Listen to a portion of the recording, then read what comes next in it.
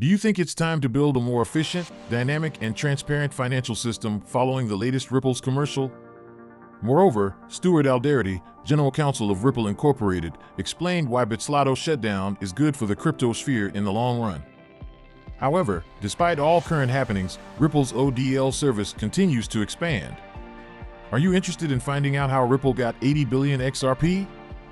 Well, stick with me to learn more from Matt Hamilton's explanation. If this sounds like something of much interest to you, be sure to check out this new video starting now. Hello everyone and welcome to our channel, where we talk about the latest updates on XRP and the cryptocurrency world in general. If this is your first time watching one of our videos, we happily send you a special welcome. We invite you to hit on the notification bell so you never miss another video.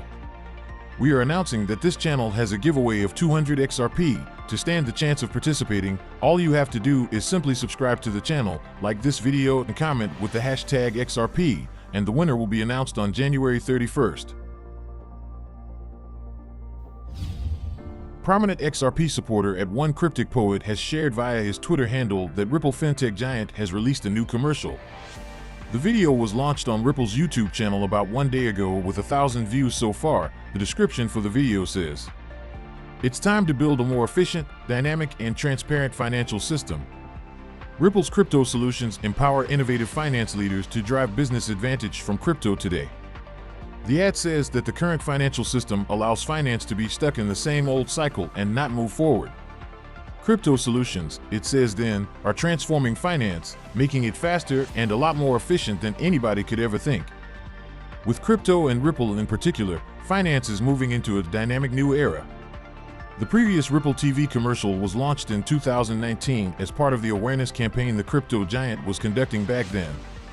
As reported by U.Today, last year, Ripple's advertisements were also spotted on Wall Street and in the London Tube at Liverpool Street Station. Those advertisements appeared despite the current lawsuit that was started against Ripple by the SEC in December 2020.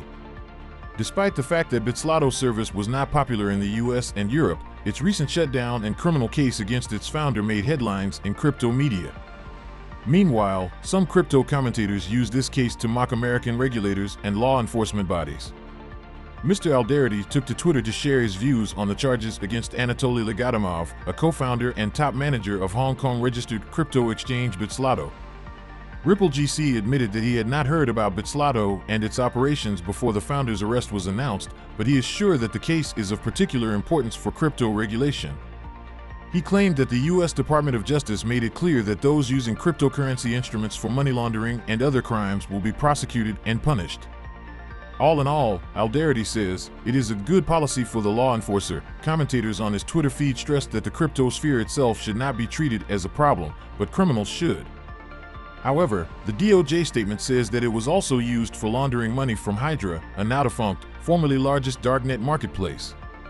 Users of crypto Twitter are mocking the fact that U.S. regulators attacked Bitzlato after failing to protect investors into FTX, Celsius, Three Arrows Capital, and other villains of 2022. Please, do not forget to subscribe to our channel and also hit that notification bell to be the first person to get more updates about the latest happenings as regards to XRP. Ripple Chief Executive Officer Brad Garlinghouse has asserted that over half of the transaction volume the company processes via its various payment rails now goes through XRP.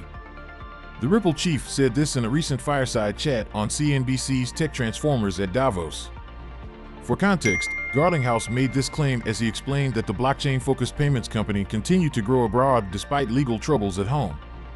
The Ripple chief pointed out that over 95% of the firm's customers signed in the aftermath of the U.S. Securities and Exchange Commission lawsuit are outside the U.S. According to Garlinghouse, Ripple is continuing to see growth in this regard.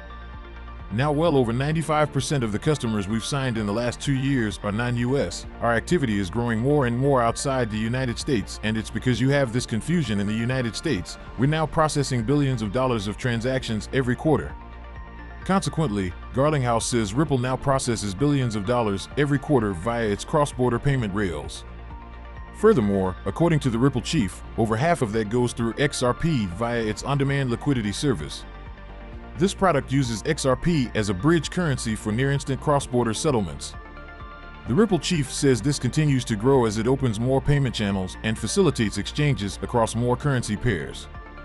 We're now processing billions of dollars of transactions every quarter and well over half of our total transaction volume because we do have a fiat and XRP-enabled product called on-demand liquidity. Over half of all of our transactions go through XRP. We're continuing to sign more contracts, more customers. We are growing because we open more corridors, more currency pairs, and so there's kind of a nice series of building, Garlinghouse said. Now, down to our Ripple's ODL service expansion and our current findings following Matt Hamilton's explanation. It is worth noting that Ripple's ODL service last year expanded to nearly 40 payout markets, which the firm said represents nearly 90% of the foreign exchange markets. The service is gaining momentum in Asia, Africa, Latin America, and Israel. Additionally, users of RippleNet, its fiat-based service, are switching to the XRP-based solution. Notably, the firm is also looking to expand to Europe.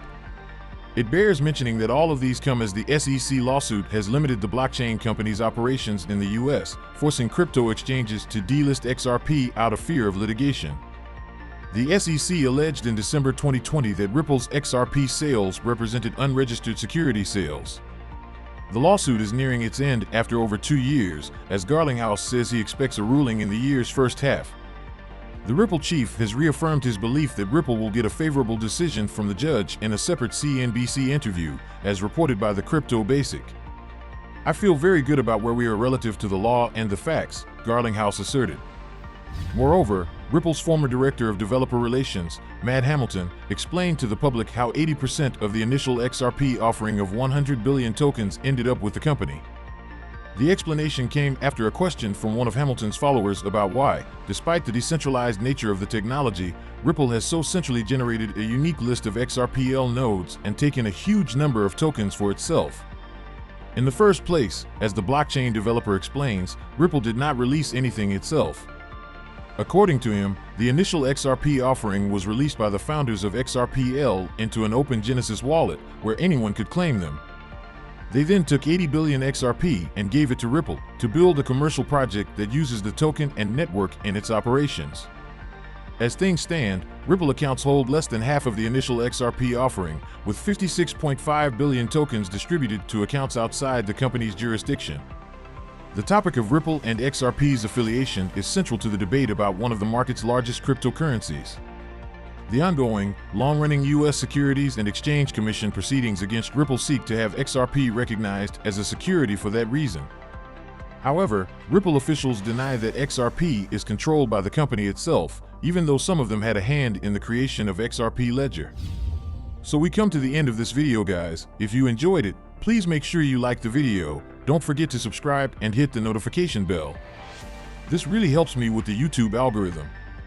Also, you can help enlighten others just like you have been enlightened by sharing this video to as many people as possible. Let's get this news everywhere, guys. If you are a true cryptocurrency fan, don't miss any of our content. See you tomorrow to talk about the latest news that concerns us all as a community.